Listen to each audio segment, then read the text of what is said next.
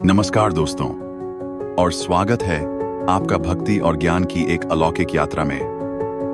आज हम उस अनुपम कथा का स्मरण करेंगे जब देवों के देव, बल, बुद्धि और विद्या के सागर श्री हनुमान जी ने स्वयं सूर्य देव को अपना गुरु स्वीकार किया। यह कहानी केवल ज्ञान प्राप्त करने की नहीं, बल्कि अटूट श्रद्धा, अडिग समर्पण और हर असंभव को संभव बनाने की प्रेरणा है। हम सब जानते हैं कि हमारे प्यारे बाल हनुमान कितने चंचल और अद्भुत पराक्रमी थे। एक दिन नन्हे हनुमान ने आकाश में तपते हुए सूर्य को देखा और उन्हें लगा जैसे यह कोई लाल मीठा फल हो। अपनी अदम्य शक्ति से वे तुरंत उस विशालकाय फल को पाने के लिए आकाश में उड़ चले।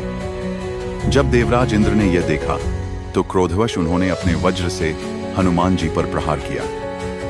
इस प्रहार से हनुमान जी की हनु ठुड्डी पर हल्की चोट आई और तभी से वे हनुमान कहलाए। बाद में देवों ने उन्हें कई अद्भुत वरदान दिए जिन्होंने उनके भावी जीवन की नींव रखी। समय का चक्र निरंतर घूमता रहा और हनुमान जी युवावस्था को प्राप्त हुए। उनके भीतर एक तीव्र पिपासा जागी, ज्ञान की पिपासा। उन्होंने अनुभव किया कि वास्तविक सामर्थ्य केवल शारीरिक बल में नहीं, बल्कि विद्या और विवेक में निहित है। उन्होंने गहन विचार किया और पाया, इस संपूर्ण ब्रह्मांड में सूर्य देव से अधिक ज्ञानी और तेजस्वी कौन हो सकता है। वे जो निरंतर गतिशील रहते हुए भी पूरे संसार को प्रकाश और ज्ञान से आलोकित करते हैं। मैं उन्हीं से विद्या ग्रहण करूंगा, उन्हीं को अपना गुरु बनाऊंगा।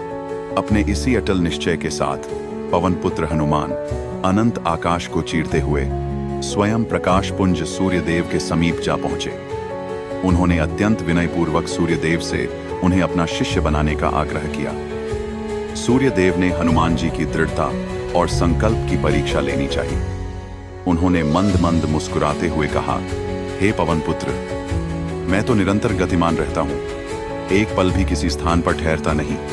गुरु और शिष्य को तो आमने सामने बैठकर विद्या ग्रहण करनी होती है। ऐसे में भला मैं तुम्हें कैसे शिक्षा दे पाऊंगा। लेकिन हनुमान जी तो हनुमान थे। उनके चेहरे पर एक दृढ़ मुस्कान आई और उन्होंने सूर्यदेव के समक्ष एक अद्भुत प्रस्ताव रखा।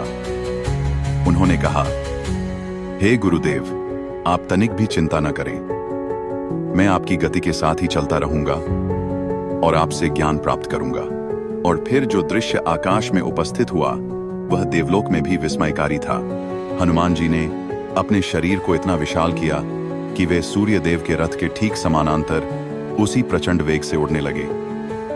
जैसे जैसे सूर्यदेव का रथ आकाश में अपनी अनंत यात्रा करता, वैसे वैसे हनुमान जी उनके सम्मुख बिना रुके, बिना थके उड़ते हुए एक एक विद्या ग्रहण करते चले गए।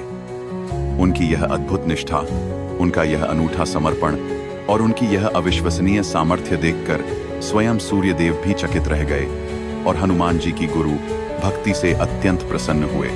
सूर्यदेव ने हनुमान जी को विभिन्न प्रकार की विद्याएं प्रदान की।